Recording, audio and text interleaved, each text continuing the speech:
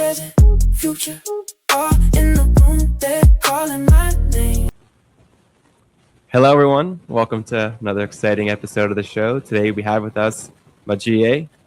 I'm really excited to talk to him about what he's built and what he's been working on. Welcome to the show. Thank you so much. It's amazing to be here with you. Let's talk at the beginning. Let's start about the beginning of your career, kind of getting in and kind of started kind of capturing video content, kind of really the beginning, the genesis of it all. Yes, yeah. So, to go back all the way back to high school, I think that's where the journey actually started. So, in high school, I was part of a club called the Drama Club, the Entertainment Club, or however you want to call it. So, basically, our job was to put together entertainment for our high school, right? And we'll put up like plays, we'll do poetry, dances, and we'd go perform at other places, like other schools, events. And my job was to actually film it. And that was my first time actually like going into entertainment, art, filmmaking, editing, photography, and stuff like that. And then, like in Nigeria, where I'm from originally, they want us to be doctors, engineers, lawyers, and all of that. So I didn't really pay attention to art, to be very frank with you. I was studying genetics and biotechnology, so I was studying, medicine related field. Anyway, so when I came to the US, then US is more like you can do whatever you want. I am no longer at home. Then I changed my major to art because I really loved filmmaking. I wanted to become a filmmaker. I've always been fascinated about like behind the scenes. I'm that person in the theater who would stay till the end of the credit, till when it shuts off, when they start chasing you out of the theater. I'm that guy. Anyway, so long story short, I went to USC Film School for my master's degree in film. Then I made movies. Uh, then I interned at Netflix. I was part of the people who made Arnold Schwarzenegger's documentary on Netflix called Arnold. Anyway, that was my first entry into the world of streaming, and obviously, I consume streaming services just like everyone else. So, but I was really, really fascinated about the behind the scenes of the operations of how everything comes together. I was already familiar with the behind the scenes of filmmaking because I made my own film, I produced the film, I've shot the film, I've edited the film. But behind the scenes of streaming is something not everyone gets to see. Long story short, after that, I started working at a streaming service after I graduated from USC for grad school. It was kind of a startup at that point in time, right? And I learned everything, all the way from how to build a streaming service app, make it go live on Roku, on Fire TV, Apple TV, then licensing content, the kind of deals you make to license the content, where you go to like find the content, how to monetize the content, and then of course the complex day-to-day operation of running a service, which is the content strategy, content operations. I learned all of that, and then I went to work for a big company. It was great, but this was around the time the layoffs was happening, and I said to myself, "Wow, this was somebody who has worked here in for like 10 years, and they just fired her like that." I said, "Nah, this is not going to be my life. I'm sorry." So that was one of the things that made me want to start EEL, which is my own streaming service. And of course, I saw a gap in the industry. Two things EEL is doing different. First of all, content is very, very fragmented. Right now, you go to another app to watch movies, TV shows, you go somewhere else to watch sports, you go somewhere else to watch music videos, and then God knows where live events are if you want to watch a live event. So our long-term vision for EEL is to aggregate as much premium content in those verticals. Movies, TV shows, the latest music video releases, the sporting events happening, and live events. That's the long-term vision for EEL. So you never have to churn and go somewhere else and juggle five apps, five subscriptions. Obviously, we all are suffering from what's called subscription fatigue, which is another problem EEL is solving, right? Because now the statistics is at least every household has three subscription, costing them probably $100 to $200, and everybody is sharing passwords. People are canceling their subscription, but This is what really got me annoyed. Which is why we want to solve the subscription fatigue problem at EO. So now, as a movie streaming service, you are making money basically. Companies are worth billions of dollars. Now, there's a new thing called creator economy, where they are paying creators a lot of money to create content. But guess who is not getting paid? Guess. I want you to guess. I would say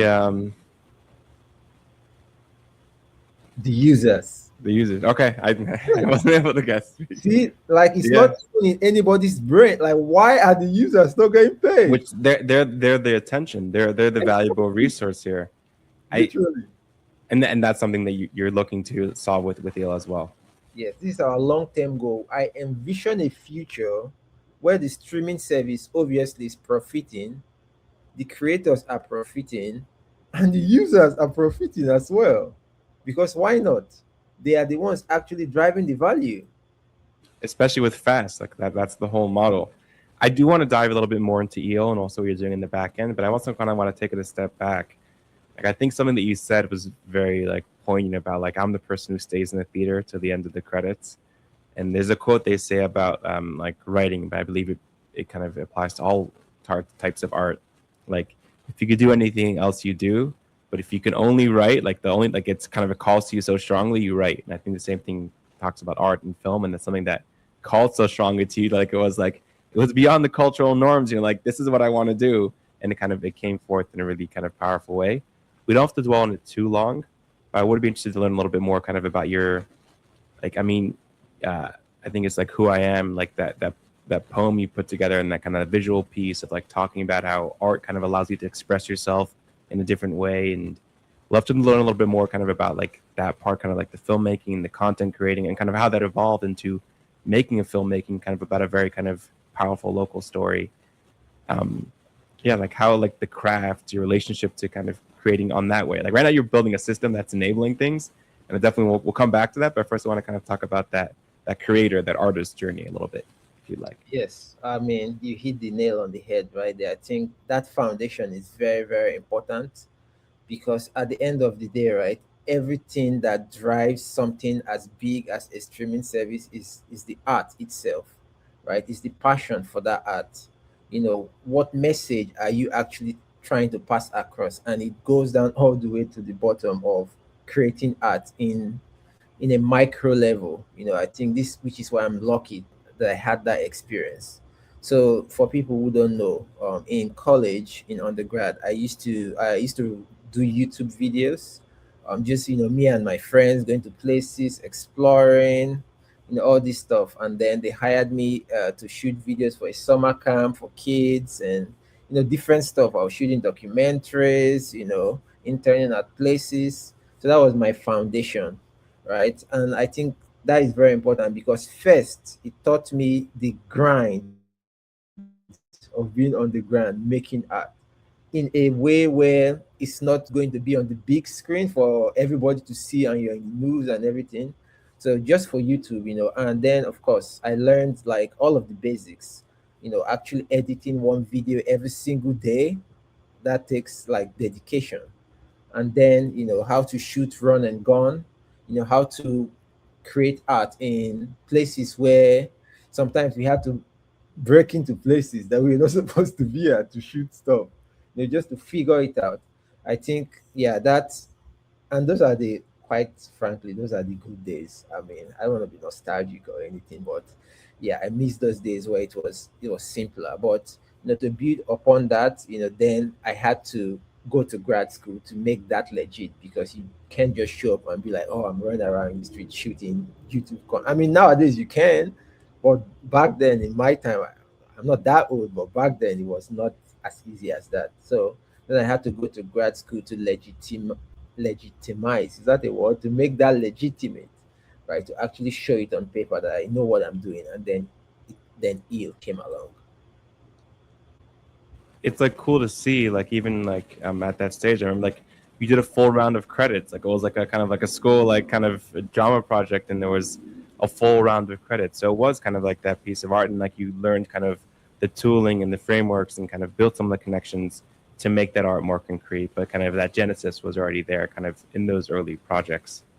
Turning to Eel, I mean, in preparation, I watched a little bit of content there and love how everything is organized. And I think like as a testament to the user experience, I feel like on a lot of the other fast platforms, you feel like the content is kind of stuffed in there. Um, it feels a lot more curated over here. And just like everything, like there's like a lot of like attention and kind of like how things are segmented out. And I see like kind of see the music section, like I see kind of things like being built out, which is really, really cool. I'd love to learn a little bit more kind of like your philosophy when it comes to like user experience design. We could talk a little bit also about, I know like you're working on something very innovative around content optimization and kind of selecting content using AI. Would love to kind of learn a little bit more about that and kind of that behind the scenes work. Yes. So for most people, right, they turn on a streaming service.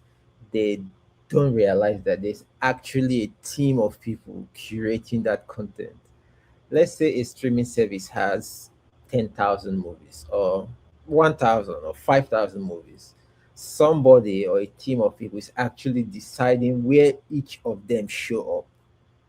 And where I used to work, a big company, they had at least in that content operations and strategy team, that's what that team is called, like 60 people deciding all of these things for you, right? And yeah, there's curation going behind it, not just like what genre is this movie, but has this row of movie won awards, what's the theme, what's the mood for this group of movies. So that's what goes on behind the scenes, and it's very, very time consuming because the more content you have, then the more you have to curate. And the goal is so that each content gets seen and it's not buried somewhere in the streaming service, so that users then can find it.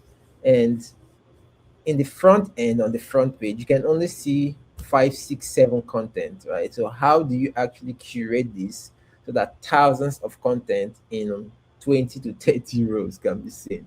That is the challenge of curating. But for me, right, my philosophy in doing that, I've always been a very organized person. Growing up, whenever my dad, who is not as organized, misplaces stuff, he always calls me to look for it, and I ask him to trace back his step, and I find it. Like, I kid you not, if you go to my closet, I mean, I'm not OCD or anything, but if you go to my closet and blindfold me, I can point you where a shirt is, where a pant is, where literally. And that's the kind of attention to details that we bring into it in curating it. But now, having worked at big companies and founded my own streaming service, I've identified this challenge. This is just too time consuming, and you need a room full of people to do it. So, our philosophy in another company we founded is called Ingenie. Ingenie basically helps movie streaming services, media companies better curate, manage their content, and it super automates the process of actually doing that. So we are not here looking at a spreadsheet of 10,000 movies and then picking it one by one when AI can help us do that. I mean, obviously, AI is not in charge of the overall curation. It just helps you not have to sort one by one. It helps you better organize it, bring things to your attention based on the themes, the semantic understanding that AI has, just beyond genre, just beyond yeah. That's why we built Ingenie, so that it can actually help us get the content discovered faster by the users. I think that's the theme a lot of people have seen across AI usage. It's not about AI completely automating the process. It's about those workflow steps, the manual pieces, the spreadsheet. Like, let's remove that layer so we can do more intelligent curation. We can do larger scope operations. We can kind of do better by our kind of licensing and streaming partners of sharing their content more prominently because we have more time to do that. And we're not kind of stuck at a kind of at step zero. We can kind of push things up a couple steps. And that's another fascinating piece you raised as well. It's kind of like creators kind of being involved in content. I mean, Netflix has been doing deals with creators. Other kind of streaming services are kind of trying to create more hubs for creators and kind of to bring them into that way. I mean, it started years ago when kind of YouTube TV was building, kind of having creators build their own shows. Um, you mentioned a little bit, and like, is there what would be kind of your vision for kind of how creators would feature on eel? Great question. Like we all know, creators are here to stay. I love creators. Of course, like this platform, past, present, future. This is a creator platform as well because you did not ask for anybody's permission to do this. You're doing it because it's important to you, and that is why everybody loves creators because everyone has something important to them. And unfortunately, the big studios, media companies, they cannot satisfy all of this appetite because it's just impossible. There's only so many movies they can make in a year. There's only so many $100 million they can spend for one movie that they've made 5 times already. But that's story for another day. Anyway, for us at EU, we haven't started integrating creators yet, but we have a pipeline of creators that we want to start licensing their content. I mean, we have Vice right now. Vice is a big YouTube. I'm not sure if you guys know about it, but they make predominantly documentaries about social stuff around the world. We have Vice content right now. There are some other creators we've licensed from one of our partners that we haven't put up yet, but this is definitely part of our roadmap. And then with time to do original creator shows and stuff like that. Yeah, there's even like, I mean, it's, Vice had a heyday of just really compelling, social, insightful, just kind of content across, kind of really appealing to a very large audience. Um, and yeah, and like the opportunity to kind of to empower creators and doing it intelligently is definitely important. And something I think like a theme kind of in some of the pieces, both from the kind of the art that you create and the way that you build products, and something that you mentioned to me was like, why should the user care? What's kind of, how do we kind of respect the user in that process and make sure that we're kind of bringing them what they need and what they value, and down to the point of like that future aspect of monetization opportunities for viewers and users. That's definitely, I think, like it's a big piece of like of art in itself. It's both like the point of art is to be shared, and that kind of goes into the fundamental nature of what art is. Um, to that point, kind of, we spoke about the past, we spoke about the present, going into the future. What do you think the future of streaming looks like? As, I mean, we're seeing kind of like the life cycle businesses. We're seeing a lot of consolidation. We're seeing a lot of kind of like when it comes to fast in itself. I just recently like discovered like Cinedigm that like they have like separate streaming channels for like each genre. So there's a lot of like, I feel like in the general streaming there's a lot of consolidation, but then you kind of have that more like individuation in the fast space where kind of companies are trying different things. There's no analysis there. That's just an observation. But we'd be curious as to like being in the heart of the industry, where do you think streaming is going to? What do you think happens next with like all, like you said, the pricing? The pricing is rising. There's less options, more expensive. Yeah. Yeah. What's your kind of outlook on the current landscape? That's a good question and something that I think all the time, right? Because EEL is kind of late into the streaming game. The streaming game started 10, 15 years ago. So obviously we are looking into the future, knowing and respecting the past.